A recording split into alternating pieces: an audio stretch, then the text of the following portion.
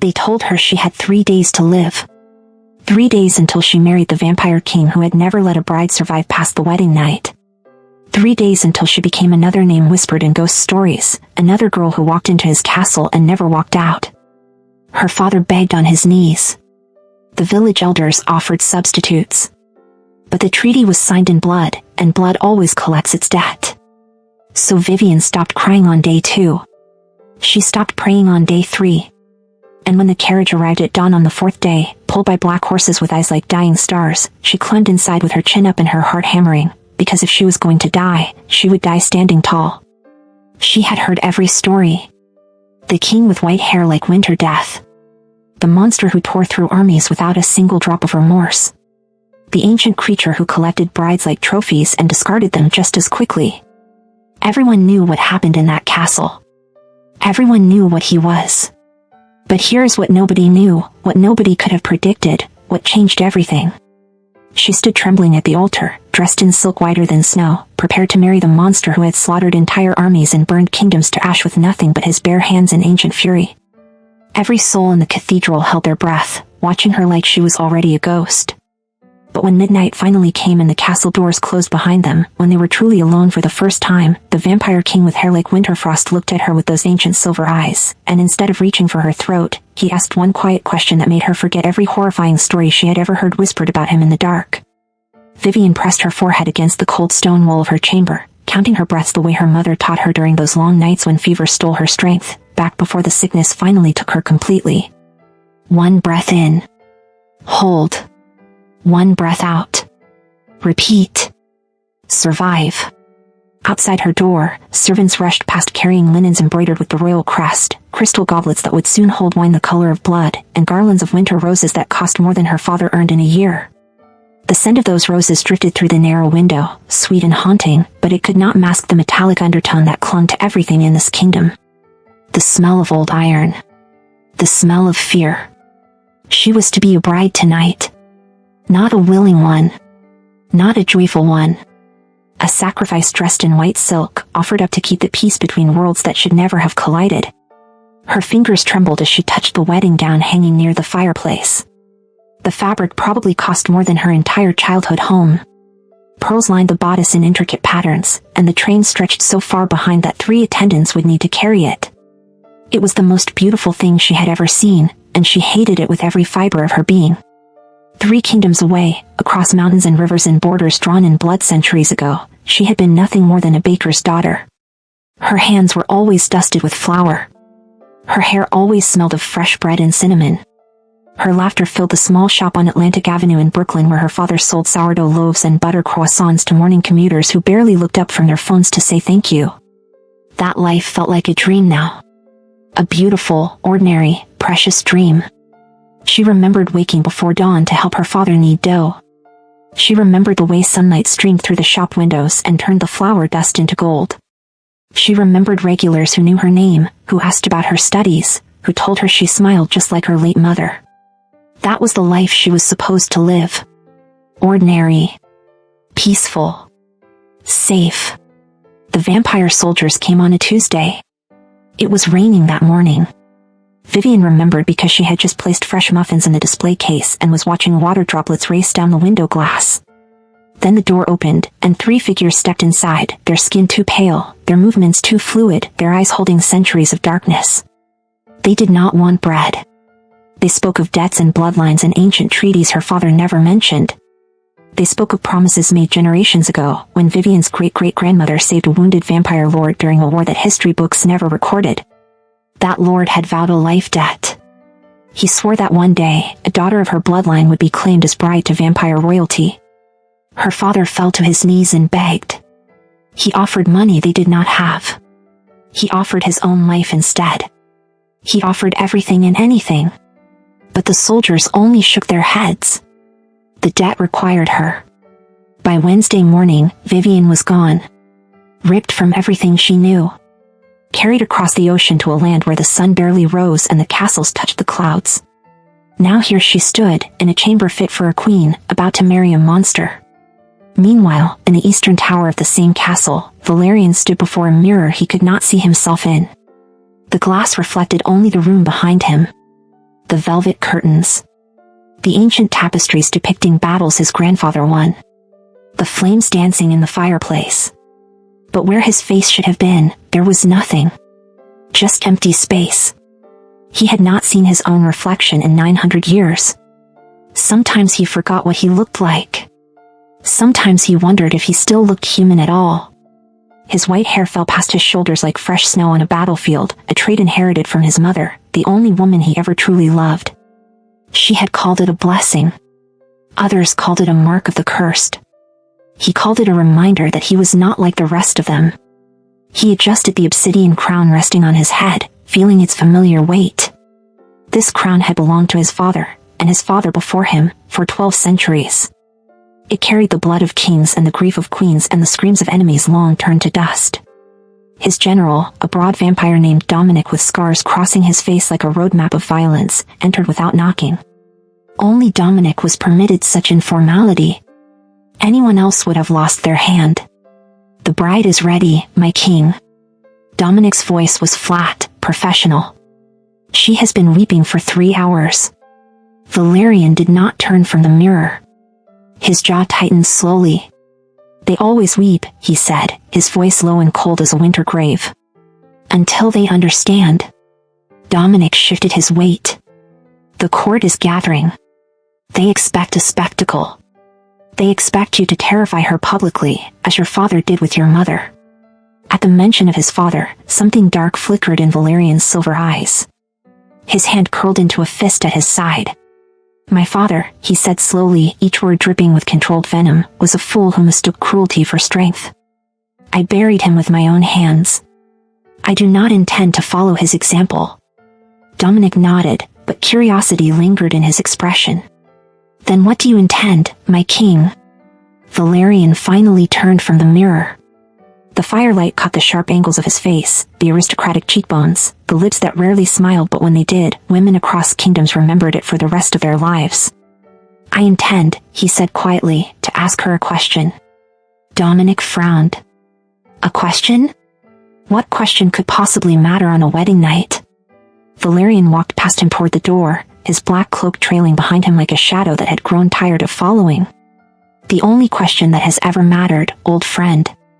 He paused at the threshold, and for just a moment, something ancient and weary passed across his features. Something almost human. "I am going to ask her what she is afraid of. And then I am going to find out if I am the answer." He disappeared into the corridor, leaving Dominic standing alone with the echo of his footsteps. Throughout the castle, whispers spread like wildfire.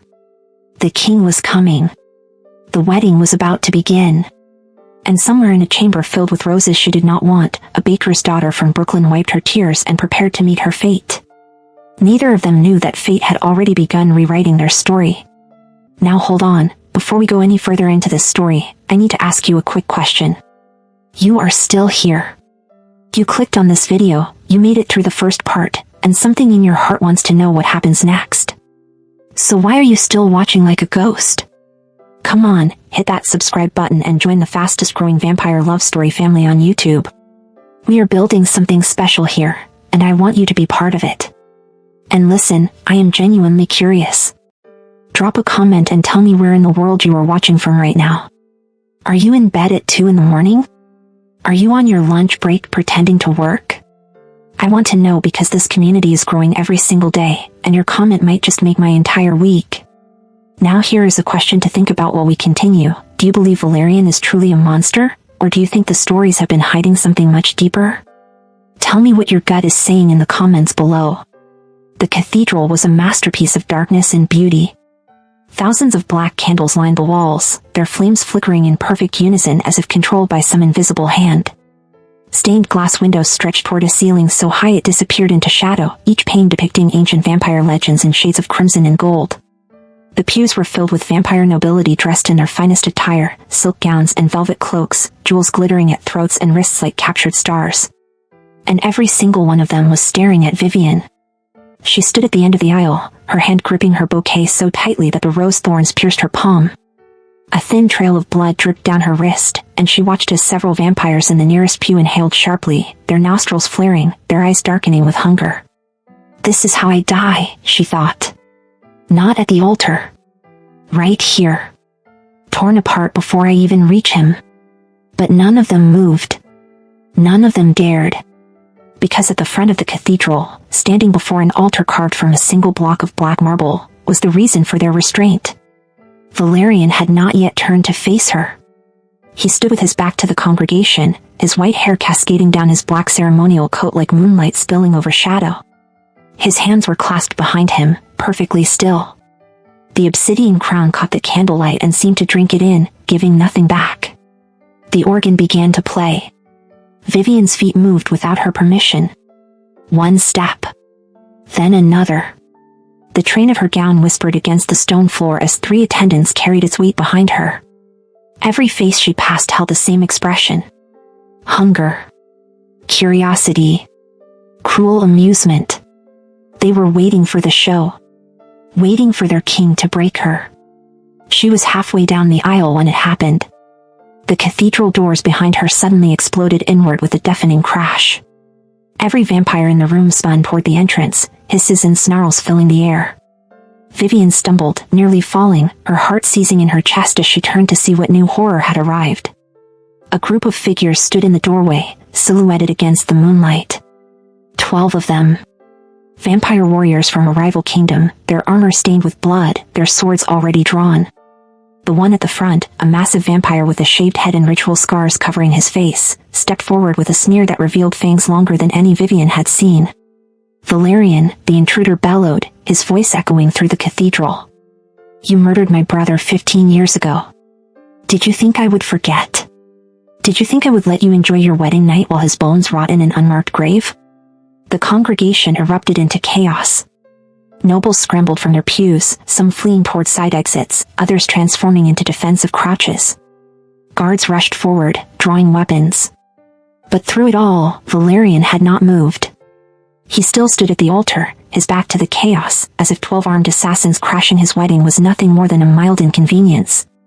Vivian watched, frozen in terror, as the scarred vampire began stalking down the aisle toward them both. His warriors fanned out behind him, blocking the exits, trapping everyone inside. Tonight, the assassin declared, I take your crown, your kingdom, and your bride. And I will make you watch as I drain her dry before I finally grant you the death you deserve.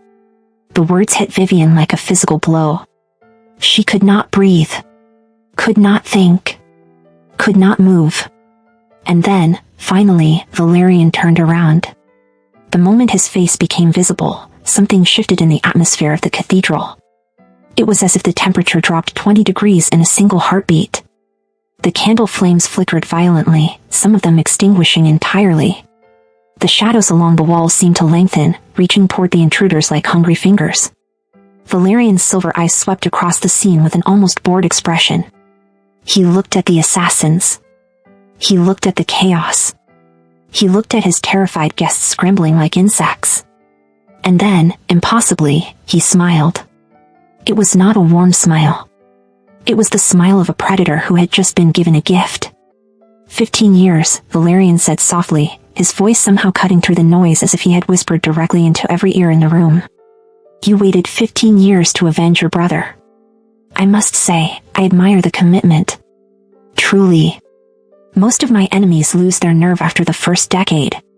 He began walking down the altar steps, slow and unhurried, as if he had all the time in the world. His cloak billowed behind him despite the absence of wind. The scarred assassin faltered slightly, his confidence flickering. You mock me? I have 12 warriors. Your guards are outnumbered. Your guests are useless. You stand alone. Valerian stopped walking. He was now only 20 feet from Vivian, and she could see his profile clearly. The sharp jaw. The aristocratic nose. The ancient weariness that lived beneath the surface of his beauty. Alone, Valerian repeated, tasting the word. Yes. I suppose I am. But here is something you should understand about me, friend. He tilted his head slightly, and his smile widened. I have been alone for 900 years. I have buried 3 wives, 2 children, and more enemies than I can count. I have watched kingdoms rise and fall like waves against the shore. I have dined with emperors and danced with death and walked through fire that would have reduced your entire bloodline to ash. He took another step forward. Your brother was a fool who challenged me for territory that was never his. I gave him a clean death, which was more mercy than he deserved. And now you come into my home. On my wedding night. Threatening my bride. His voice dropped to something barely above a whisper, but somehow it echoed louder than thunder. Do you have any idea what I do to people who threaten what is mine? The scarred assassin raised his sword, but his hand was trembling now. You are just one vampire. You cannot defeat all of us. Valerian laughed. It was a genuine, almost delighted sound that made Vivian's skin prickle with goosebumps. Cannot? He shook his head slowly, as if correcting a child. I find that word so limiting. Allow me to expand your vocabulary. What happened next would haunt Vivian's dreams for years. Valerian moved. But it was not movement in any way she understood. One moment he was standing still, and the next he was everywhere at once. A blur of white hair and black cloak and silver eyes that left after images burned into the air. The first assassin lost his head before he could scream. The second and third fell in the same heartbeat, their bodies crumpling like puppets with cut strings. The fourth managed to swing his sword, but Valerian caught the blade with his bare hand, shattering it into 1,000 pieces before driving his fist through the warrior's chest. Vivian could not look away. Could not blink. Could not do anything but watch as the Vampire King dismantled 12 trained killers in less than 30 seconds. When it was over, Valerian stood in the center of the aisle, surrounded by bodies. Not a single drop of blood stained his ceremonial coat. His white hair was still perfectly in place. He was not even breathing hard. The scarred leader was the only one still alive, pinned to the floor by Valerian's boot on his throat. Here's what is going to happen, Valerian said calmly, looking down at the assassin with something close to pity. I am going to let you live. Not out of mercy, but because I need you to deliver a message. You will return to your kingdom and tell everyone what you witnessed tonight. Tell them that Valerian of House Ashford sends his regards. And tell them that the next time someone threatens what is mine, I will not stop at the assassins. I will visit their homes. Their families. Their children's children. I have a very long memory and absolutely no capacity for forgiveness. He lifted his boot, and the assassin scrambled backward, terror replacing every trace of his earlier arrogance. Go, Valerian commanded. Before I change my mind. The scarred vampire fled, leaving his fallen comrades behind without a backward glance. The cathedral doors slammed shut after him, and silence descended like a physical weight. Valerian stood motionless for a long moment. Then, slowly, he turned to face Vivian. Their eyes met for the first time. She expected triumph in his gaze. Bloodlust. Cruelty. All the things the stories promised.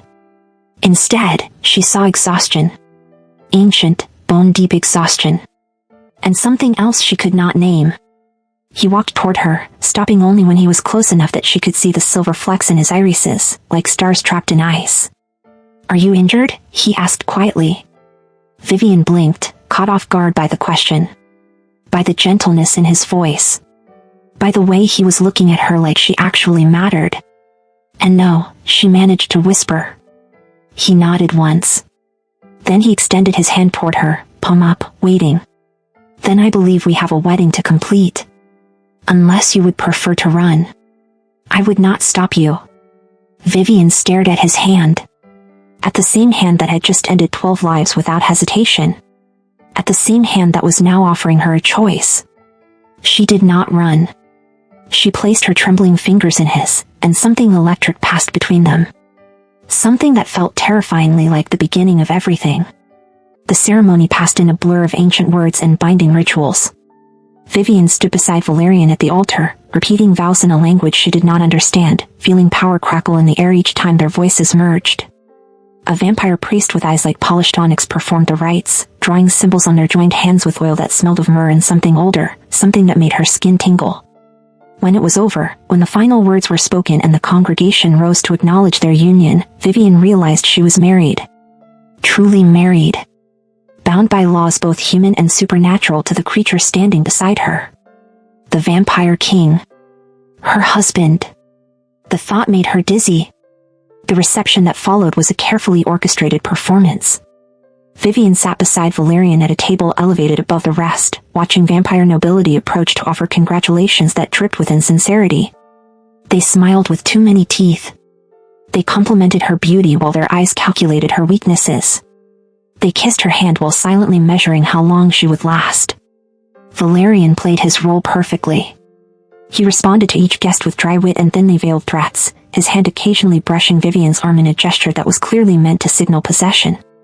Every touch made her flinch, and every flinch made something unreadable flicker across his face. By midnight, she was exhausted in ways she had never experienced.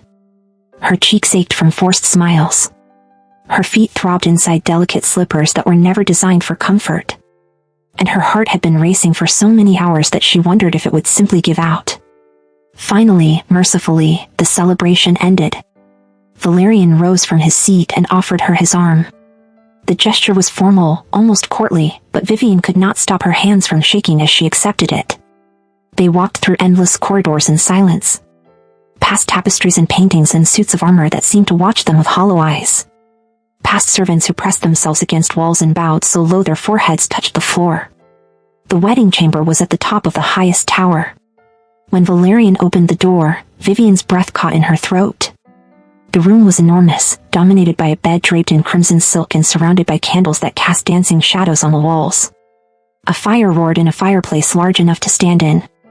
Windows stretched from floor to ceiling, offering a view of the kingdom below, a sea of darkness dotted with distant lights. It was beautiful. It was terrifying. It was the place where she expected to die. Valerian released her arm and walked to a table near the fireplace, where a crystal decanter of dark liquid waited. He poured 2 glasses, then turned to offer her one. Vivian did not move from the doorway. He noticed. Of course he noticed.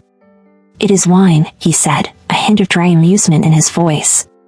"From the southern provinces. Quite excellent, actually. I have not poisoned it, if that is your concern." "I do not drink," she whispered. "A wise policy. One I should perhaps adopt." He set down the second glass and took a slow sip from his own. "You may enter the room, you know." "I will not bite." The joke landed like a stone in still water. Vivian remained frozen. Valerian sighed, and for a moment, he looked almost human. Almost tired. He set down his glass and walked toward one of the massive windows, putting distance between them. "You are afraid of me," he said quietly. It was not a question. Yes. There was no point in lying. He would hear it in her heartbeat anyway. "Good. You should be. I am precisely as dangerous as the stories say." He paused, staring out at the darkness beyond the glass. "But I am not what the stories say. There is a difference." Vivian frowned, confusion momentarily overriding her terror. "I do not understand." "No," he agreed. "You do not. But you will, in time. If you choose to stay. I do not have a choice." "The treaty." "The treaty," he interrupted, turning to face her, "binds you to this kingdom. It does not bind you to this room. Or to me, beyond official ceremonies." He gestured toward a door on the far side of the chamber. "Through there is a separate bedroom. It has been prepared for you. You may lock it from the inside. I will not enter without your permission." Vivian stared at him, certain she had misheard. "You are giving me my own room? I am giving you a choice." His silver eyes held hers, and there was no mockery in them now. No cruelty. Only something that looked almost like understanding. "The stories say I am a monster who takes what he wants. The stories are not entirely wrong. But I have learned, over many centuries, that some things cannot be taken. They can only be given." The fire crackled. The candles flickered. And Vivian stood in the doorway of her wedding chamber, staring at the vampire king who had just slaughtered 12 assassins without breaking a sweat, trying to understand why he was offering her mercy. "Why?" she finally asked. "Why would you show me kindness? You do not know me." Valerian was silent for a long moment. When he spoke, his voice was softer than she had ever heard it. "Because someone should have shown kindness to my mother. And no one did." He looked away, toward the fire. That is a debt I can never repay. But perhaps I can ensure it is not repeated. Vivian felt something crack inside her chest. A wall she had built the moment the vampire soldiers entered her father's bakery. A wall made of terror and resentment and the certainty that she was nothing more than a possession to be used. She took one step into the room. Then another. Valerian watched her approach but did not move. Did not reach for her. Did not do anything but wait. When she was close enough to see the firelight reflected in his silver eyes, she stopped. You said you wanted to ask me a question, she whispered, remembering Dominic's words from earlier, words she had overheard while being prepared for the ceremony. Your general mentioned it. Something flickered across Valerian's face. Surprise, perhaps. Or admiration. You have sharp ears for a human. I have sharp ears for a survivor. The corner of his mouth twitched. Almost a smile. Very well. He took a single step closer, close enough that she could feel the cold radiating from his skin. I will ask you my question. And then you may retire to your chamber, and we will speak again tomorrow. Or never, if that is your preference. Vivian nodded, bracing herself. Valerian looked at her, and in his ancient eyes, she saw centuries of loneliness, of battles fought and loved ones lost, of power that had never brought him peace. What are you most afraid of? He asked quietly. Not me. Not death. Not this castle or this kingdom or the darkness that lives within it. What is the fear that wakes you at 3 in the morning and will not let you sleep again? The question hit her like a fist to the stomach. She opened her mouth to deflect, to lie, to say something safe. But the words that emerged were the truest she had ever spoken. Being forgotten, she whispered. Dying without anyone remembering I existed. Without anyone caring that I am gone. Valerian studied her face for a long, silent moment. Then he nodded slowly, as if she had passed some test she had not known she was taking. Then let me make you a promise, Vivian of Brooklyn, daughter of the baker, bride of the monster. He spoke her name like it was something precious. Something worth protecting. As long as I draw breath, as long as this dead heart continues its pointless rhythm, you will not be forgotten. I will remember you. I will carve your name into the walls of eternity itself if I must. He stepped back, giving her space, giving her air. That is my wedding gift to you. Now go. Rest. Tomorrow we will begin the much harder work of learning whether two broken creatures can build something that does not shatter. Vivian walked to the door of her separate chamber on legs that felt like they belonged to someone else. She paused at the threshold, her hand on the handle. Valerian? He turned. What are you most afraid of? A shadow crossed his face. A grief so old it had calcified into something almost unrecognizable. I already told you, he said softly. I am afraid I am the answer to everyone else's question. The monster at the end of every story. The reason people wake screaming in the night. He turned away before she could respond. Good night, wife. The door closed between them, and Vivian pressed her back against it, sliding down to the floor as tears she did not understand began streaming down her face. On the other side, Valerian stood alone before the fire, staring into flames that could never warm him, wondering why one human's tears made him feel more alive than he had in centuries. The first week passed in a strange rhythm of avoidance and accidental encounters. Vivian learned the castle's patterns quickly. She discovered which corridors Valerian frequented and which he avoided. She memorized the times he took his meals, always alone in his study. She mapped the gardens where he walked at midnight, his white hair glowing beneath the moon like a beacon she could spot from her tower window. She told herself she was studying him for survival, learning his habits so she could stay out of his way. But somewhere deep inside, in a place she refused to examine too closely, she knew she was watching him for other reasons entirely. The separate bedroom he had given her was more luxurious than anything she had ever experienced. A bed soft as clouds. Silk sheets that whispered against her skin. A wardrobe filled with gowns in every color imaginable, each one tailored perfectly to her measurements though she had never been fitted. Fresh flowers appeared on her nightstand every morning, winter roses that smelled of snow and something sweeter. She did not know who arranged these things. She did not ask. On the 8th morning, everything changed. Vivian woke to shouting. Distant at first, then growing closer. She threw on a robe and rushed to her door, pressing her ear against the wood. "You cannot be serious." A woman's voice, sharp and commanding. "She is human, Valerian. Human. You expect me to simply accept this abomination as your queen? I expect you to remember who wears the crown in this kingdom, sister." Valerian's voice was calm, but Vivian recognized the steel beneath it. "And I expect you to treat my wife with the respect her position demands." Her position? She is a treaty bride. A political necessity. She has no position beyond warming your bed and providing whatever entertainment you require before you inevitably grow bored and... Enough. The single word cracked through the air like a whip.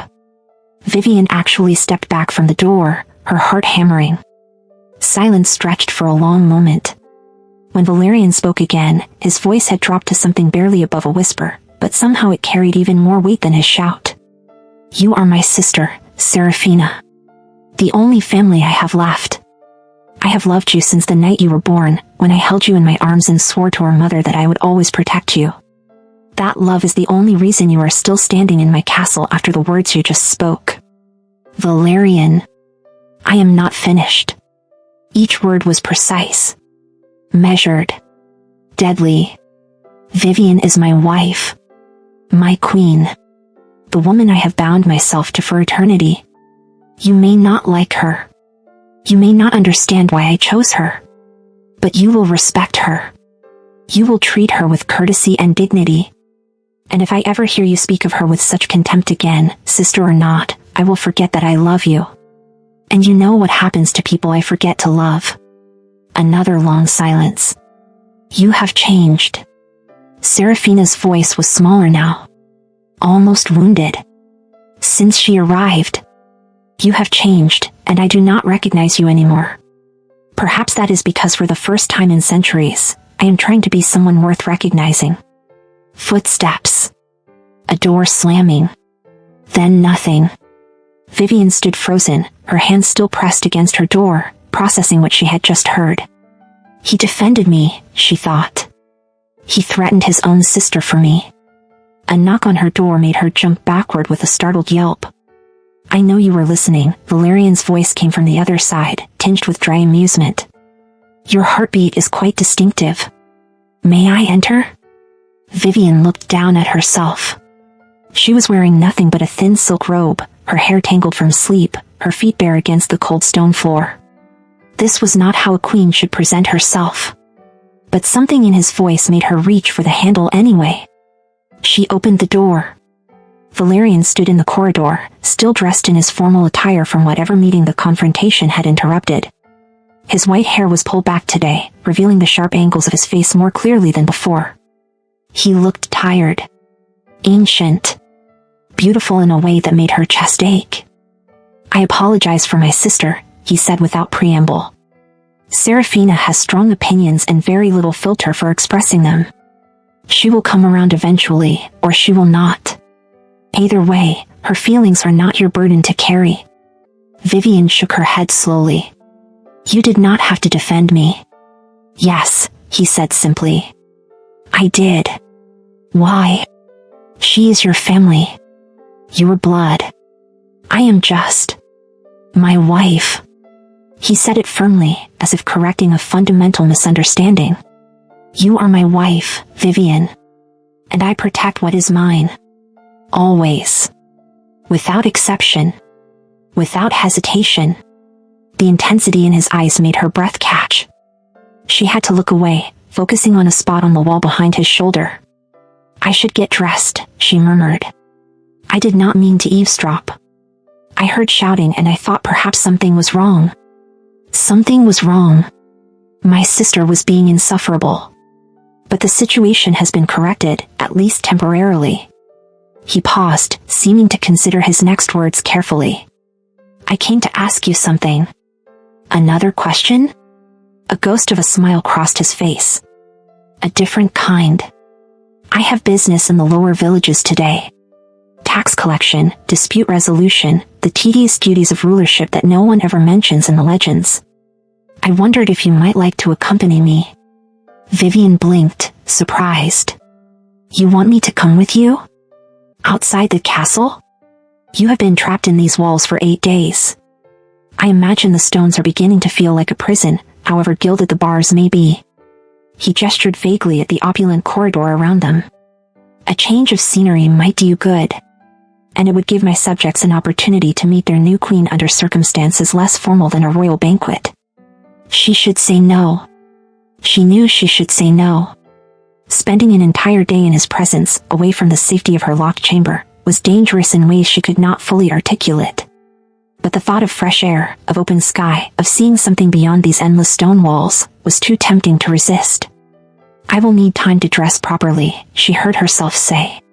Valerian nodded, something warm flickering briefly in his silver eyes before he suppressed it. Take whatever time you need.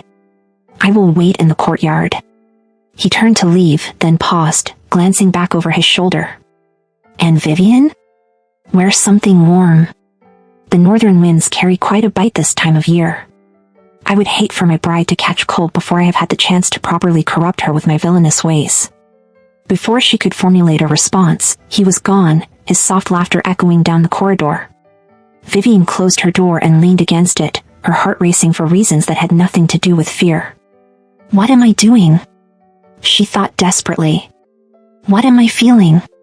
She did not have an answer. But an hour later, she was dressed in a deep blue velvet gown with a fur-lined cloak, climbing into a carriage beside the Vampire King, watching the castle gates open before them like jaws releasing their prey. The villages were nothing like she expected.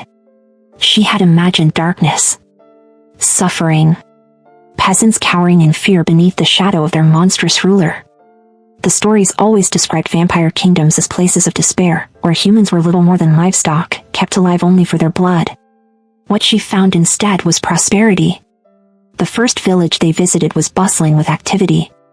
Market stalls lined cobblestone streets, selling everything from fresh bread to hand-woven textiles to jewelry crafted from polished stones.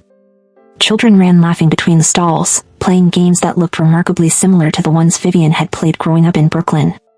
Adults nodded respectfully as the royal carriage passed, but their expressions held none of the terror she anticipated.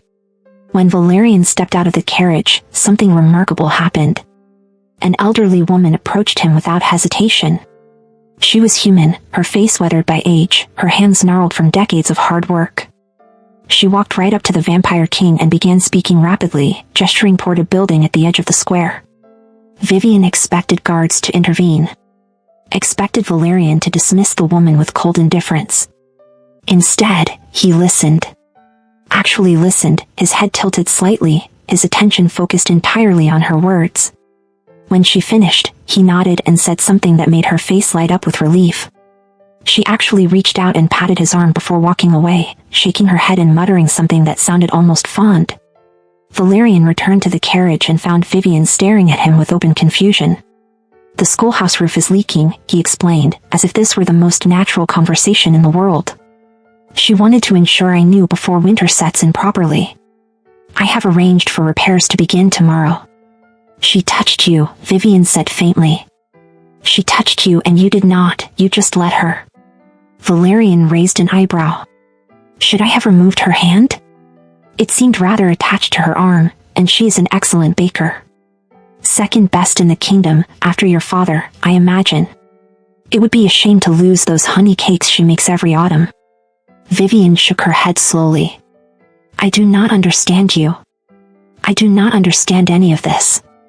The stories say you are a tyrant. A monster who feeds on suffering. The stories say many things. He offered her his hand to help her down from the carriage. Come. Walk with me. See what the stories neglect to mention. They walked through the village together, and everywhere they went, Vivian's understanding of her husband shifted. She watched him settle a dispute between two merchants with wisdom and fairness. She watched him crouch down to speak with a child who had lost her cat, promising to send castle guards to help search. She watched him taste a sample of cheese from a nervous vendor and pronounce it the finest he had encountered in decades, watching the man's face transform with pride. You care about them, she finally said as they walked along a path at the edge of the village, the forest stretching dark and endless before them. You actually care. Valerian was silent for a moment, his gaze distant. My father believed that power meant taking, he said quietly. Taking blood. Taking wealth. taking lives. He believed that fear was the only currency worth collecting, and he spent it freely until there was nothing left but hatred. He paused, his jaw tightening. I watched him destroy my mother with that philosophy. I watched him crush every tender thing she tried to cultivate in this kingdom. And when I finally took the crown from his cold, dead hands, I swore that I would do things differently. What happened to him? Vivian asked softly. Your father? The look Valerian gave her was answer enough. Cold. Absolute. Without a trace of regret. He threatened someone I loved, Valerian said simply. That was his final mistake. A shiver ran down Vivian's spine, but it was not entirely from fear.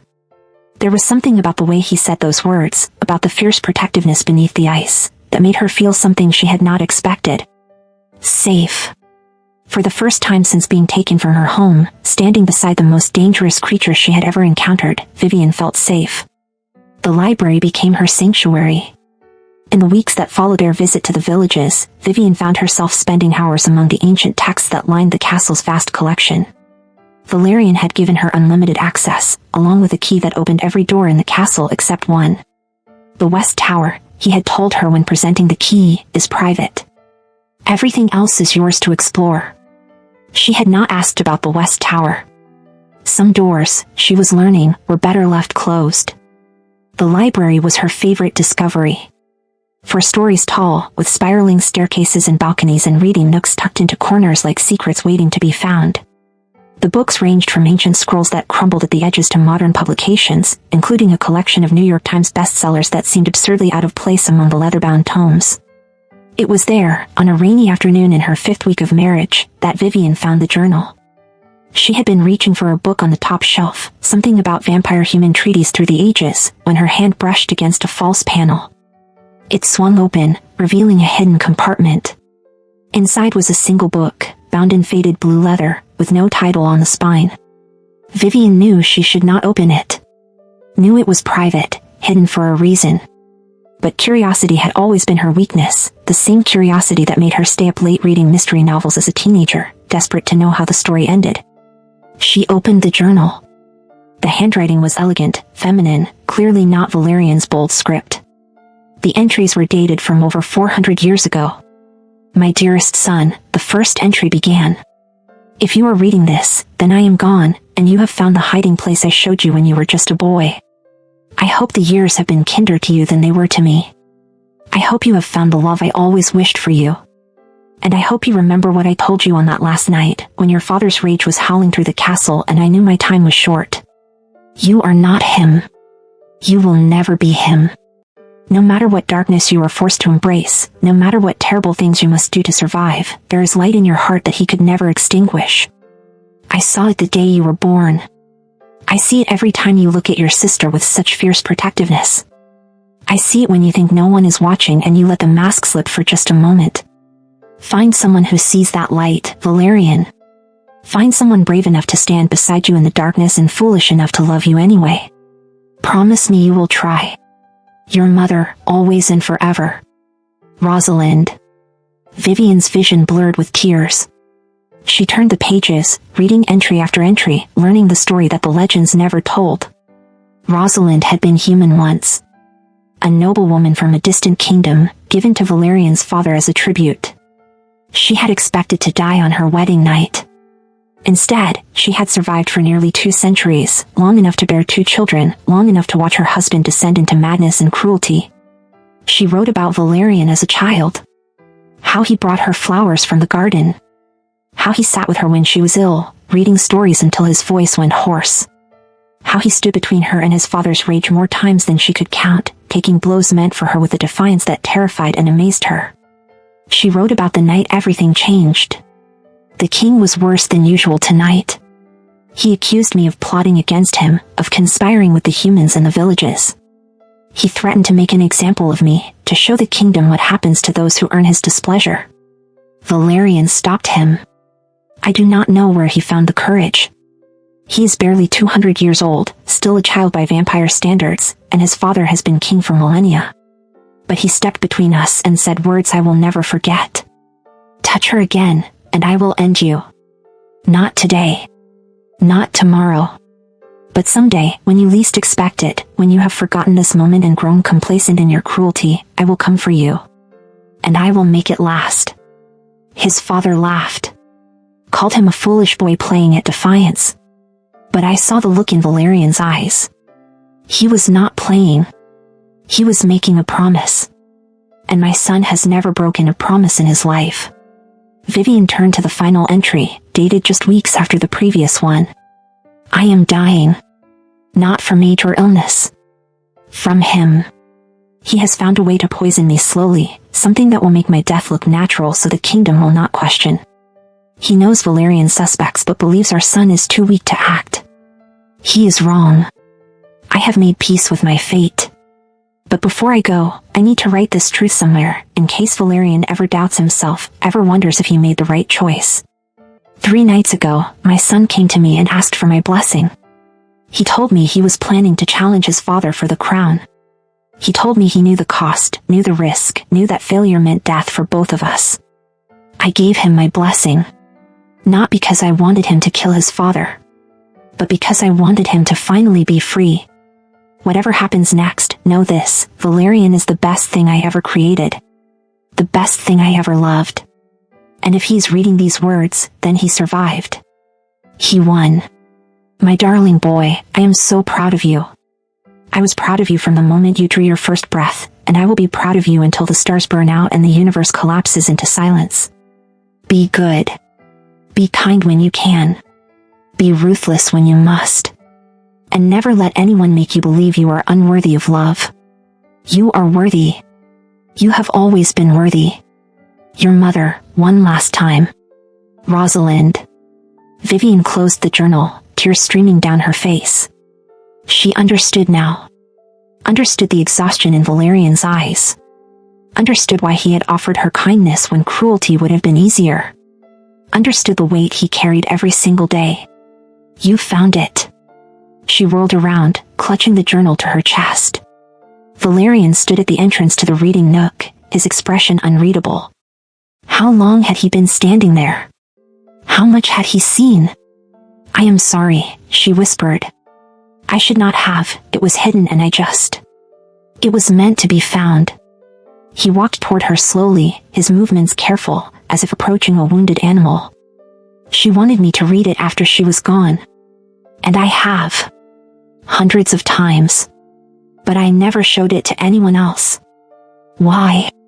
He stopped an arm's length away, close enough that she could see the pain he usually kept hidden. Because it is easier to be the monster, he said quietly. Easier to let people fear me than to let them close enough to hurt me. My father taught me that lesson very thoroughly, though not in the way he intended. Vivian held out the journal. Your mother loved you. So much. It is in every word she wrote.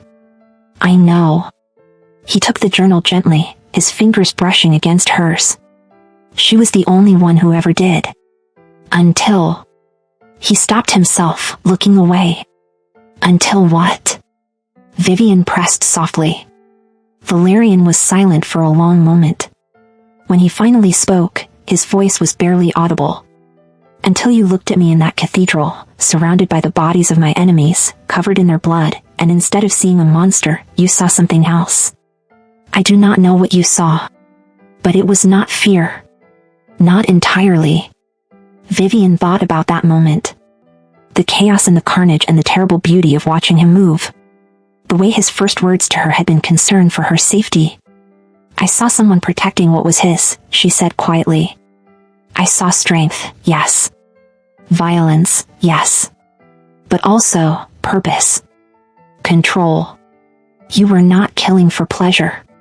You were killing because they threatened your home. Your people. Your bride. You were terrified of me. I was terrified of everyone in that room. You were the only one who seemed to notice I was a person and not just a prize. Valerian looked at her then, really looked at her, and something cracked in the ice behind his eyes. My mother would have liked you, he said softly. She would have said you have fire in your soul. She valued fire above all things. Vivian felt warmth spread through her chest. I wish I could have met her. So do I. He tucked the journal inside his coat, close to his heart. Perhaps someday I will tell you more about her. The stories the journal does not contain. The memories I have carried alone for 4 centuries. I would like that. They stood in silence, the rain pattering against the library windows, something shifting between them that neither of them fully understood. Vivian, Valerian said finally, I need to ask you something. And I need you to answer honestly. What is it? He took a breath, and for the first time since she had known him, he looked genuinely uncertain. Are you still afraid of me? She considered the question carefully. Considered everything she had learned about him. The brutality and the kindness. The ancient grief and the unexpected gentleness. The monster who killed without hesitation and the man who knelt to help a child find her lost cat. No, she said finally. I am not afraid of you anymore. Something in his expression shifted. Softened. Became almost vulnerable. Then perhaps, he said quietly, we might try being something other than strangers who share a castle. Vivian smiled, the first genuine smile she had managed since arriving in this kingdom. I would like that too. 3 weeks passed, and Vivian's world transformed in ways she never anticipated. Valerian began meeting her for breakfast. Not in the formal dining hall with servants hovering and silence stretching between them, but in a small sunroom overlooking the eastern gardens. He had it specially prepared with enchanted glass that filtered the morning light so it would not harm him, just so they could share a meal while she enjoyed the sunrise. You are staring, Valerian said one morning, not looking up from the letter he was reading. Vivian startled, nearly dropping her teacup. I was not staring. You were absolutely staring. I could feel your eyes boring into my skull. If you have questions, you may simply ask them. I promise not to bite. He glanced up with a slight smirk. Unless you request it, of course. Heat flooded her cheeks. That is not funny. It is a little funny. You should see your face right now. He set down the letter, his expression softening. What were you wondering about? Vivian hesitated, then decided honesty had served her well so far. Your hair. I was wondering why it is white when you are not. I mean, you do not look elderly. Ah, that. He reached up absently, touching the long white strands. It is a trait from my mother's bloodline. Extremely rare among vampires. My father despised it. Said it made me look weak, ethereal. He wanted me to dye it black like his. Did you? Once. When I was very young and still foolish enough to seek his approval. His jaw tightened at the memory. My mother cried when she saw it. Told me I was erasing the best part of her legacy. I never did it again, regardless of what he said. Vivian smiled. I am glad. It suits you. It makes you look like winter itself. Valerian blinked, clearly caught off guard. That is unexpectedly poetic. I used to write poetry. Before. She looked down at her tea. Terrible poetry, mostly. About bread and sunrises and the pigeons that gathered outside our bakery. My father said I was wasting paper. I would very much like to read your terrible poetry someday. She laughed, surprised by how natural it felt. No, you would not. I have lived for 900 years, Vivian. I have read truly atrocious poetry. Epic ballads written by warriors who thought violence and verse were interchangeable. Love sonnets from vampires who had never experienced a single tender emotion in their immortal lives. I assure you, whatever you have written cannot possibly be worse. Is that a challenge? It is an invitation. Something warm unfurled in her chest. Perhaps I will write something new. About this place. About. She hesitated. About unexpected things. His silver eyes held hers. I look forward to it. The days developed a rhythm. Mornings in the sunroom. Afternoons exploring the castle together, Valerian showing her hidden passages and forgotten rooms, telling her stories about the history contained in every stone. Evenings in the library, reading side by side in comfortable silence, occasionally sharing passages that made them laugh or think or feel. He was nothing like she expected. Yes, he could be brutal when necessary. She watched him execute a vampire lord who had been caught selling human children to blood slavers in the Southern Territories. Valerian had shown no mercy, no hesitation, and the coldness in his eyes during that moment reminded her exactly what he was capable of. But she also watched him spend an hour teaching a servant's child how to play chess, his patience endless, his explanations gentle. She watched him quietly arrange for a widow in the village to receive a pension after her husband died protecting the castle walls. She watched him stand in the rain beside a dying horse, speaking softly to it until it took its last breath, then personally ensuring it received a proper burial. "You are a contradiction," she told him one evening as they walked through the portrait gallery. "How so?" "You are the monster who kills without remorse. And you are the man who mourns a horse. I do not understand how both exist in the same person." Valerian stopped before a portrait of a woman with kind eyes and dark hair. His mother, Vivian realized. "My mother once told me that cruelty and kindness are not opposites," he said quietly. "They are choices. Every moment of every day, we choose which one to offer the world. The secret is knowing when each is required." He turned to look at her. "I choose cruelty for those who hurt the innocent. I choose kindness for those who deserve it. And lately, I find myself wanting to choose kindness far more often than before." "Why? What changed?" He reached out slowly, giving her time to pull away, and tucked a strand of hair behind her ear. His fingers were cold against her skin, but his touch was impossibly gentle. "You changed," he said simply. "You walked into my life expecting a monster and somehow found a man worth having breakfast with. You made me remember what it feels like to want to be better." Vivian's breath caught. They were standing so close now, close enough that she could see the silver flecks in his eyes, like starlight trapped in ice. Close enough that she could feel the cold radiating from his skin, a reminder that he was not human, would never be human. But in that moment, she did not care. "Valerian," she whispered. "I think I—" A scream shattered the moment. They both spun toward the sound, and Valerian's entire demeanor shifted in a heartbeat. The gentleman vanished, replaced by the warrior king. His hand went to the sword he always carried, his body moving to position himself between Vivian and whatever threat was approaching. Footsteps thundered down the corridor. A guard appeared, his face pale, his eyes wide with panic. "My king! The Western Tower! There has been an attack!" Valerian went perfectly still. "What did you say?" "The Western Tower, Your Majesty. Someone breached the seals. The prisoner has escaped." Every drop of color drained from Valerian's face. Vivian had never seen him look afraid before, but she saw it now. Raw, absolute terror. "Get Vivian to the safe chamber," he commanded, his voice like steel. "Lock her inside. Post 20 guards. No one enters or leaves until I return." "Wait," Vivian grabbed his arm. "What prisoner? You never said anything about a prisoner in the Western Tower." Valerian looked at her, and the anguish in his eyes made her stomach drop. "Because I never wanted you to know what I am truly capable of keeping alive when I should have shown mercy." He pulled away from her grip. "Go. Now. Before she finds you." "She?"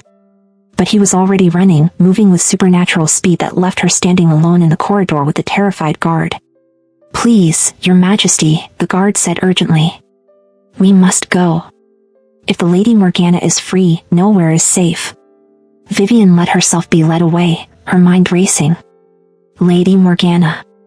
The Western Tower.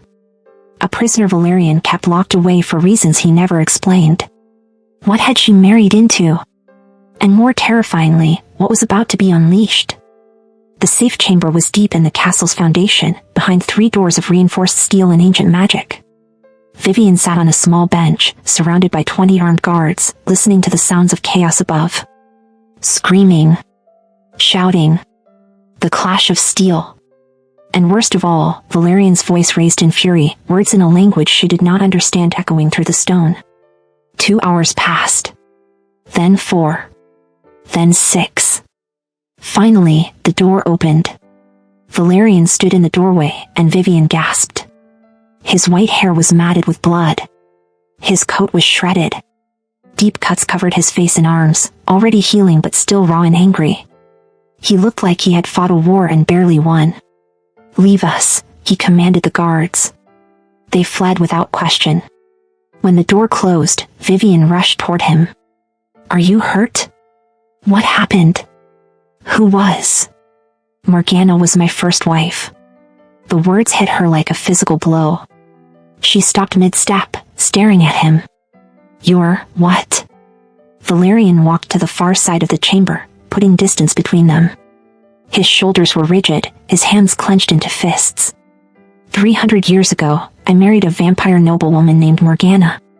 She was beautiful, intelligent, everything a queen should be. For a decade, we were happy. Or I thought we were. His voice was hollow. Then I discovered what she was doing in the villages. What she had been doing for years while I was blind and foolish. What was she doing? Feeding on children. The words were flat. Dead. Not for sustenance. For sport. For pleasure. She would take them from their beds at night, drain them slowly, make them suffer because their fear made the blood taste sweeter. By the time I learned the truth, she had killed 47 children. 47 babies who died screaming while I slept peacefully beside their murderer. Vivian felt sick. Oh my God. I confronted her. She laughed. Said I was weak for caring about human lives. Said it was her right as a vampire to feed however she wished. Said if I truly loved her, I would understand. His voice cracked. I locked her in the Western Tower that night. I should have executed her. Everyone told me to execute her. But I could not. Some pathetic part of me still remembered loving her, still hoped she could change. So I kept her alive. Imprisoned. A secret I buried for 3 centuries. He finally turned to face Vivian, and the self-loathing in his eyes was devastating. And now she is loose because I was too much of a coward to do what needed to be done. She killed 6 guards tonight. She would have killed more if I had not stopped her. And do you know what she said when I finally cornered her? Vivian shook her head, unable to speak. She said she was going to find you. She said she was going to make me watch while she drained every drop of blood from your body, just to punish me for replacing her. She said she would make it last for days. His voice dropped to a whisper. And I realized that every moment I let her live, I put you in danger. You. The one person in 300 years who made me believe I could be something other than the monster my father created. Tears streamed down Vivian's face. Is she, did you? She is dead now. Truly dead. I tore her apart with my own hands and burned the pieces until there was nothing left but ash. He looked at his hands, still stained with blood. I should have done it centuries ago. All those guards who died tonight. They died because I was weak. Because I could not let go of the past. Vivian walked toward him slowly. You are not weak. You tried to show mercy. Mercy? He laughed, a bitter, broken sound. I did not show mercy. I showed cowardice. I kept a monster alive because killing her would mean admitting I had been foolish enough to love her in the first place. And my cowardice nearly cost you your life tonight. But it did not. I am safe. You protected me. This time. His voice rose to a shout that made her flinch. This time I stopped her. But what about next time? What about the next enemy who wants to hurt me by destroying the things I care about? What happens when I am not fast enough, not strong enough, not there? The things I care about. The words hung in the air between them. Valerian, she whispered. You cannot protect me from everything. That is not how life works. Then perhaps you should not be in my life at all. The words were a knife to her chest. She stepped back as if struck. What are you saying? He looked away, his jaw working. I am saying that everyone I have ever loved has died because of me. My mother. My children. Even the guards who were loyal to me. Everyone who gets close to me ends up destroyed. It is a pattern, Vivian. One I am too blind to see until it is too late. So what? You are just going to push me away? Lock yourself in this castle and be alone forever? Yes. The single word was final. Absolute. It is better than watching you die because of my failures. Vivian felt rage building in her chest. You do not get to make that choice for me. I am the king. I make all the choices. Not about my life. Not about my heart. She was shouting now, months of fear and confusion and unexpected feeling pouring out. You asked me to stay. You asked me to try. You made me believe that maybe, just maybe, we could be something real. And now you are going to throw it away because you are afraid? I am not afraid, he said coldly. I am realistic. You are a coward. The word hit him like a slap. His eyes flashed with anger, and for a moment, she saw the monster everyone warned her about. But she stood her ground, her chin lifted, refusing to back down. You want to know what I think? She continued, her voice shaking with emotion. I think you are looking for an excuse. I think you felt yourself starting to care about me, and it terrified you, so you created a reason to push me away. I think you would rather be alone and miserable than risk being happy and vulnerable. You know nothing about me. I know you better than you know yourself. Tears streamed down her face. I know you bring me winter roses because they were your mother's favorite. I know you have the kitchens make sourdough bread even though you cannot eat it, just so I can have a taste of home. I know you sit outside my door some nights when I have nightmares, and you think I cannot hear you, but I can. I hear you waiting to make sure I am safe. Valerian's expression cracked, pain flooding through. Stop. I know you are falling in love with me, and it scares you more than any enemy you have ever faced. Stop. The shout echoed through the chamber. Valerian turned away, his shoulders shaking. Please, he whispered. Please just stop. Vivian wiped her tears, her heart breaking. Fine. I will stop. But answer me one question first, and answer honestly. He said nothing. Do you want me to leave? Silence stretched between them. She watched his back, watched the tension in his shoulders, watched him wage some internal war she could not see. When he finally spoke, his voice was barely audible. What I want does not matter. It never has. That is not an answer. It is the only one I have. Vivian felt something inside her shatter. All the hope she had built. All the fragile trust. All the possibility of something beautiful emerging from something that started as a nightmare. Gone. Then I will make this easy for you, she said quietly. I will go to my chambers. I will stay out of your way. I will be the treaty bride you never wanted, nothing more. We will attend functions together when required. We will maintain appearances. But we will be strangers. Is that what you want? Valerian did not turn around. Did not look at her. Yes. The lie was so obvious it hurt. But Vivian was too broken to fight anymore. She walked to the door, her hand on the handle, and paused. Your mother was wrong about one thing, she said softly. She said you were worthy of love. But you can be worthy of all the love in the world, and it will not matter if you are too afraid to accept it. She left him standing alone in the safe chamber, surrounded by stone and shadow, exactly as he claimed he wanted to be.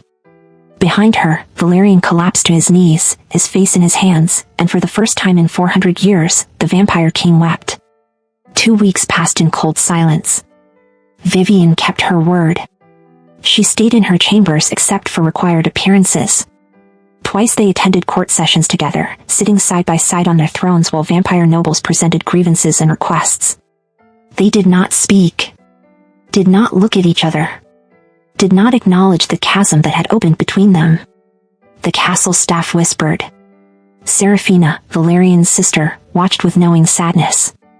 Dominic, his general, tried once to speak to him about it and was nearly thrown through a wall for his trouble. Valerian buried himself in work. Treaties to negotiate. Borders to defend. A kingdom to rule.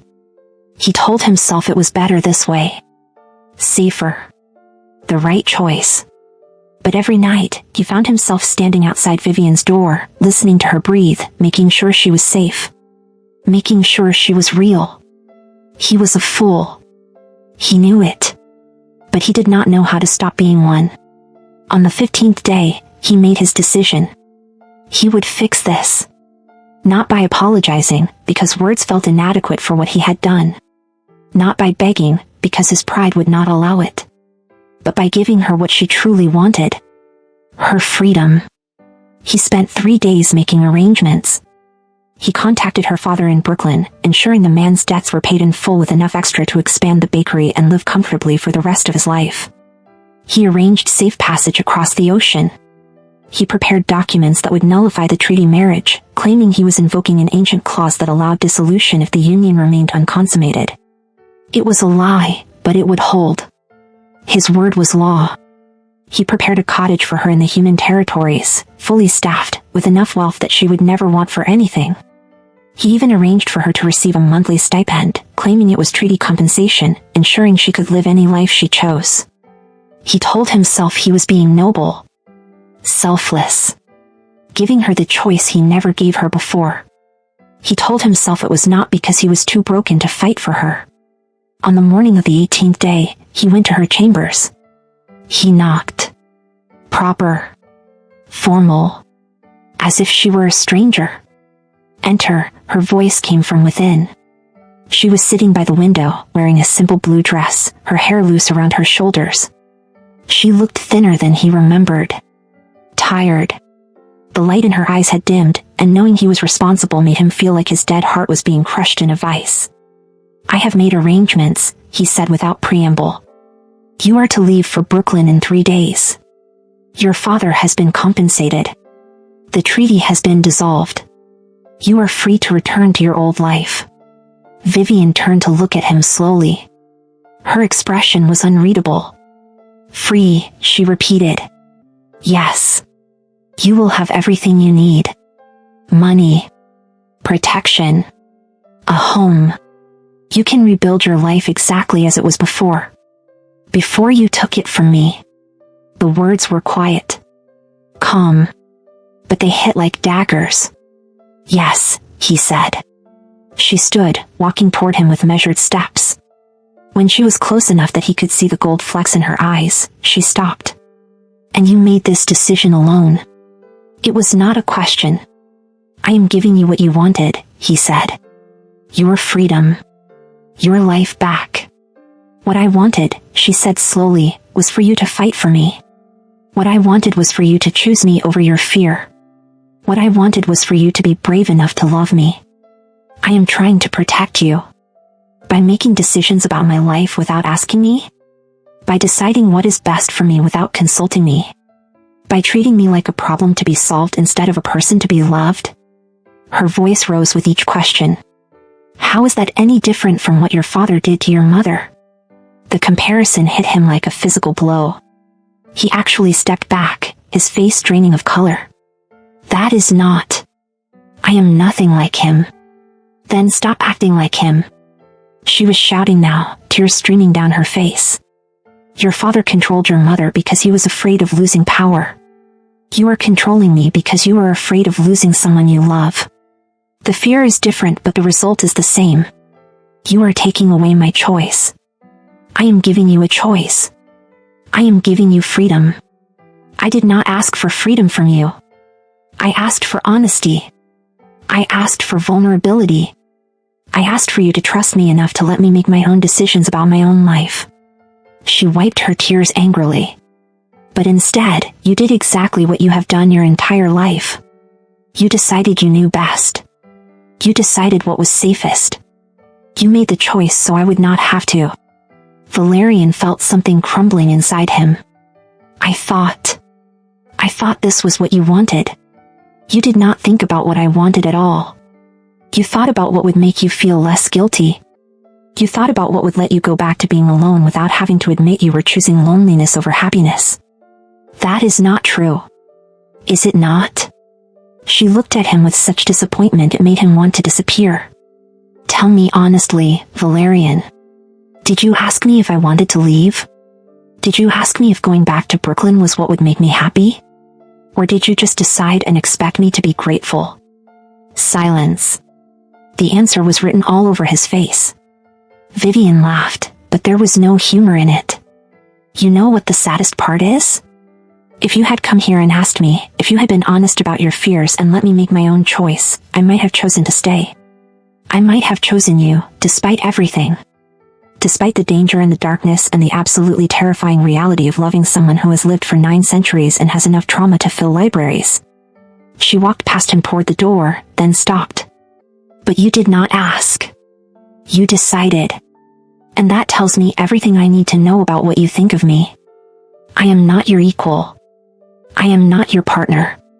I am just another thing you need to manage and control and protect because you cannot trust anyone else to make decisions, not even about their own heart. Vivian, please. I will leave in 3 days as you arranged, she said, her voice cold and final. Not because you decided it for me, but because I am deciding it for myself. I am choosing to leave a man who is too broken to let himself be loved. She walked out, leaving him standing alone in her empty chamber. Valerian stood frozen for a long moment. Then, slowly, he walked to the window where she had been sitting. On the sill was a piece of paper, folded carefully. He opened it with trembling hands. It was a poem, written in her elegant handwriting. I found winter in your eyes, and learned that cold could comfort. I found darkness in your heart, and learned that shadows could shelter. I found monsters in your past, and learned that broken things could still protect. I found myself in your silence, and learned that loneliness had been waiting for someone brave enough to end it. But bravery, I have learned, is not the same as love, and I cannot be brave enough for both of us. Valerian read it 3 times. Then he collapsed into the chair, clutching the paper to his chest, and finally understood the magnitude of what he had destroyed. She had been falling in love with him. Despite everything. Despite the fear and the strangeness and the impossibility of it all. And he had thrown it away. Not because he did not love her, but because he did. Because loving her terrified him more than anything he had faced in 900 years.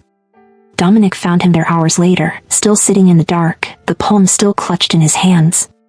My king, the general said quietly. What have you done? Valerian looked up, and Dominic was shocked to see tears on his face. The vampire king, who had not cried since his mother's death, was weeping. I destroyed the only good thing I have had in 4 centuries, Valerian whispered. And I did it because I am exactly the coward she said I was. Then fix it. How? She is leaving. She made her choice. No, Dominic said firmly. You made her choice. Now let her make her own. Go to her. Not as a king. Not as someone trying to control the situation. As a man who made a terrible mistake and is willing to grovel for forgiveness. She will not forgive me. You did not see her face. I hurt her in ways that cannot be repaired. Perhaps. Perhaps not. But you will never know if you do not try. Dominic pulled him to his feet. Your mother once told me that you were the bravest person she knew. Prove her right. Be brave enough to let yourself be vulnerable. Be brave enough to ask instead of demand. Be brave enough to accept whatever answer she gives, even if it destroys you. Valerian looked at his oldest friend, then down at the poem in his hands. What if she says no? What if I have lost her forever? Then at least you will know you tried. That you fought for her instead of making decisions out of fear. Dominic gripped his shoulder. But I do not think she will say no. I have seen the way she looks at you when you are not watching. That woman loves you, you fool. She is just waiting for you to be worthy of it. Valerian took a shaking breath. I do not know how to do this. I do not know how to be vulnerable without feeling like I am dying. Good, Dominic said with a slight smile. That means it matters. Now go. Before she leaves and you spend the next 4 centuries regretting this moment. Reflection question. Hold on. Stop right there. I need to know something. Do you think Vivian should forgive him? He made a massive mistake, but he did it because he was scared of losing her. Does love mean forgiving someone even when they hurt you deeply? Or are some mistakes too big to come back from? Tell me in the comments what you think she should do. Vivian was packing when he found her. It was late, past midnight, and she had dismissed her attendance hours ago. She wanted to be alone with her grief, alone with the choice she had made that felt simultaneously right and completely devastating. She heard the knock. 3 soft taps. Hesitant. Nothing like the confident king who usually announced his presence like a storm. "I told you I would be ready in 3 days," she called out, not turning from the trunk she was filling. "You do not need to check on me. I am not here to check on you." The vulnerability in his voice made her freeze. She turned slowly. Valerian stood in her doorway, and he looked utterly wrecked. His white hair was disheveled. His eyes were red-rimmed. He was still wearing the same clothes from earlier, now wrinkled and stained. He looked nothing like the composed, terrifying vampire king. He looked human. "What do you want?" she asked, trying to keep her voice steady. He stepped into the room, and she noticed he was holding something. Her poem. "I read this 17 times, he said quietly. "And each time, I understood more clearly what an absolute fool I have been." Vivian said nothing. "You were right. About all of it. I did not ask you what you wanted.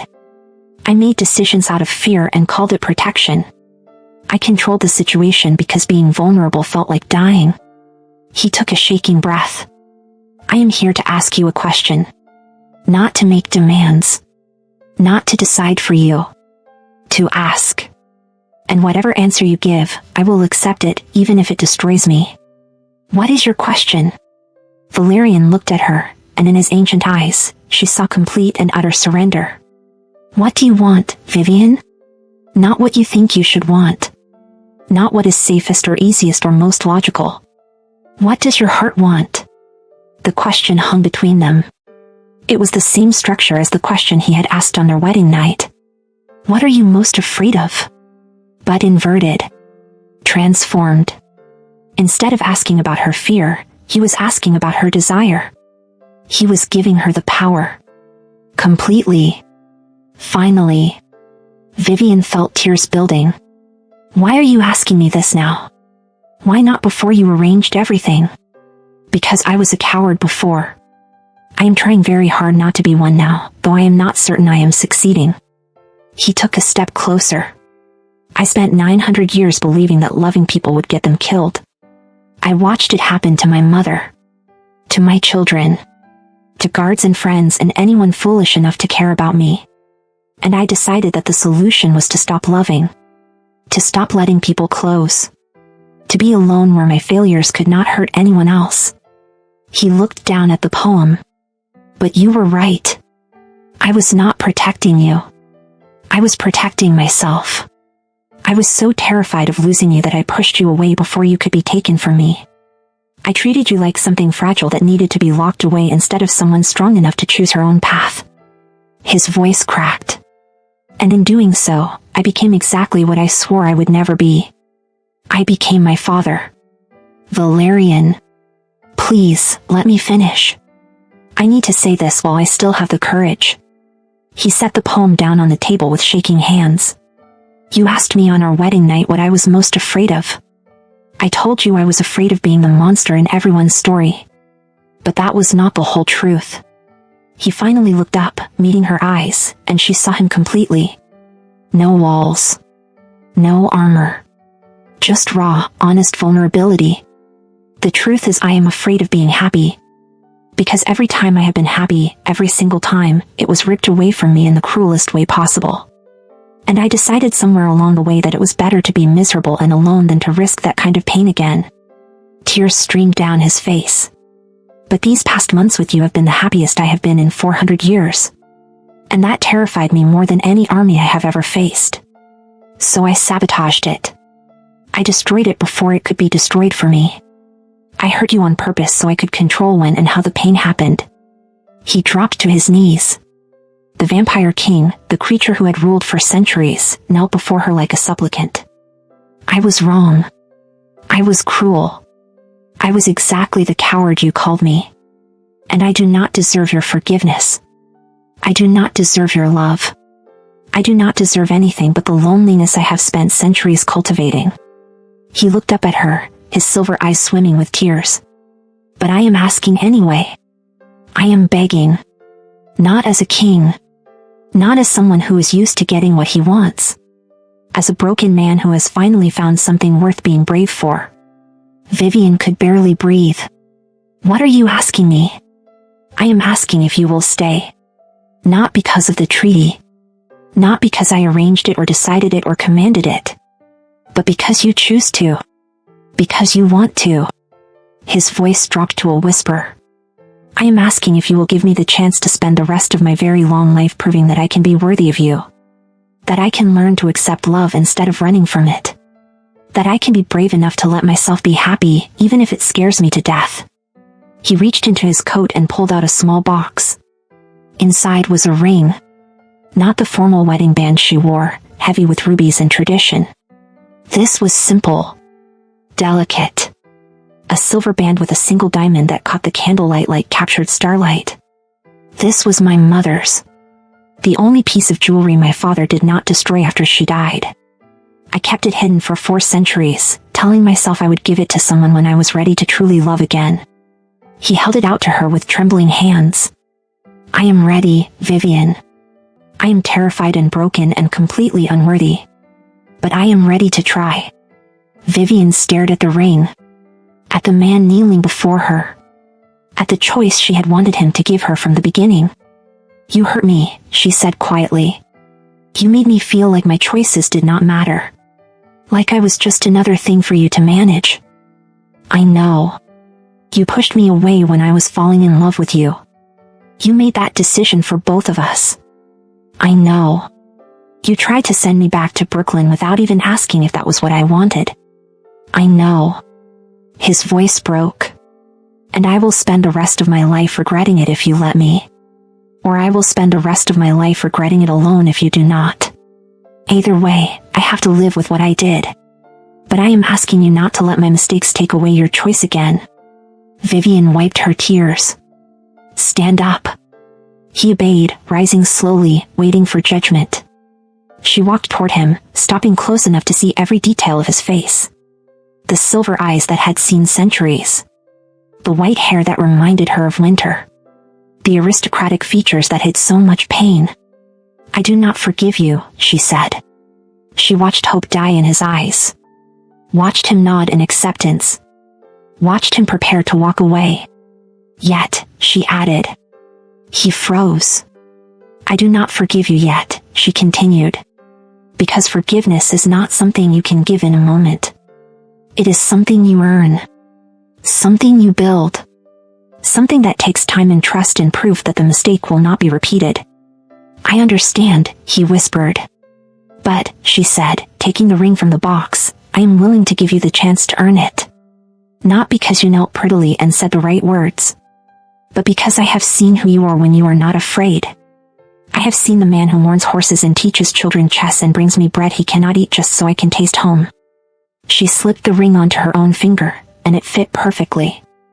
I have seen the man your mother believed in. And I think he is worth fighting for, even if he does not always believe it himself. Valerian stared at her, hardly daring to breathe. You are staying? I am choosing to stay. Not because you arranged it. Not because of the treaty. But because I want to. Because I am choosing you, despite your flaws and your fears and your truly terrible habit of making decisions without consulting me. I will never do that again, he vowed. I swear on my mother's memory. On everything I hold sacred. I will never make another decision about your life without asking you first. Good. She reached up, touching his face gently. Because we are going to build something new here. Not a king and his treaty bride. Not a monster and his victim. But 2 broken people who are brave enough to try healing together. I do not know how to do that, he admitted. I do not know how to be in a partnership. How to share power. How to trust someone else with decisions. Then we will learn together. She smiled through her tears. I do not know how to love a vampire who has lived for 9 centuries and has more trauma than anyone should carry. But I am willing to figure it out if you are.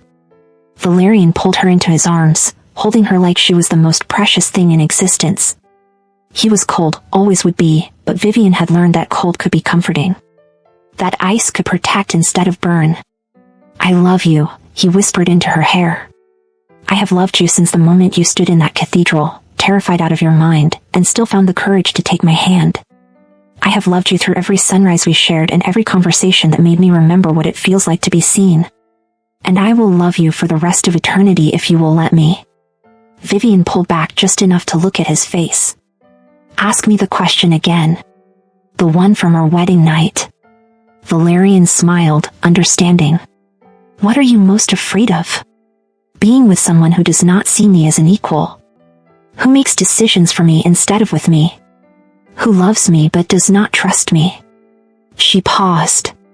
But I am not afraid of that with you anymore. Because you are learning. And that is all I can ask. Then let me ask you a new question, he said softly.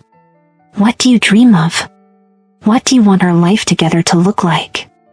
It was such a simple question. Such a normal question. But coming from him, after everything, it meant the world. I want mornings in the sunroom, she said. I want to learn about your mother and hear stories about your children. I want to walk through villages with you and watch you be the king you are when no one is performing fear. I want to write terrible poetry and have you pretend it is brilliant. I want to fight with you when you are being stubborn and make up afterward. I want a life that is real and messy and honest. That sounds, he said, pressing his forehead to hers, absolutely perfect. They stood together in the candlelight, holding each other, both of them crying, both of them healing. Outside, the first snow of winter began to fall. In the courtyard below, servants whispered excitedly. In the eastern wing, Serafina smiled, seeing her brother happy for the first time in centuries. In the barracks, Dominic raised a glass to the empty air, toasting a queen who had succeeded where armies had failed. And in a chamber that had been meant for packing and leaving, two people who had started as strangers began the much harder, much more beautiful work of becoming partners. Vivian? Valerian said after a long moment of comfortable silence. Yes. Thank you for being brave enough for both of us. At least until I learned how. She laughed, the sound like music. You are welcome. But next time, learn faster. My heart cannot take that much drama. Next time, he promised, I will ask first. Always. Good. She kissed him then, soft and sweet and full of promise. Now help me unpack. I have a kingdom to learn about and a husband to train in basic communication skills. Valerian laughed, and it was a sound of pure joy. As my queen commands. They spent the rest of the night unpacking her things, not into the separate chamber, but into their shared rooms. Talking. Planning. Building the foundation of something that would last far longer than either of them could imagine. And when the sun rose on a new day, they faced it together, hand in hand, proving that even the darkest stories could have the brightest endings. So there it is. Valerian and Vivian's story. The brutal vampire king with white hair who learned that strength is not about control, but about trust. And the baker's daughter from Brooklyn who taught him that love is not something to fear, but something to fight for. Now listen, if you made it all the way to the end of this story, if you felt every emotion, every heartbreak, every moment of hope, then you cannot just leave without doing one thing for me. You cannot. That subscribe button is right there, and you know you want to click it. Do not be the person who watches this entire journey and then ghosts me. I see you. I know you are there. Make it official. Subscribe and become part of this family. And here is the thing. If you love this story, if it made you feel something real and deep and powerful, then I have news for you. The next story is even better. Even more emotionally twisted. Even more addictive. I am talking about obsession and betrayal and love so intense it rewrites destiny itself. The video is on your screen right now. Click it. Watch it. Let me take you on another journey. Because this is what we do here. We do not just tell vampire stories. We tell stories about broken people finding each other in the darkness. Stories about choosing love when fear would be easier. Stories about becoming better than your worst moments. So click that next video. Join us. Be part of the fastest growing vampire romance community on YouTube.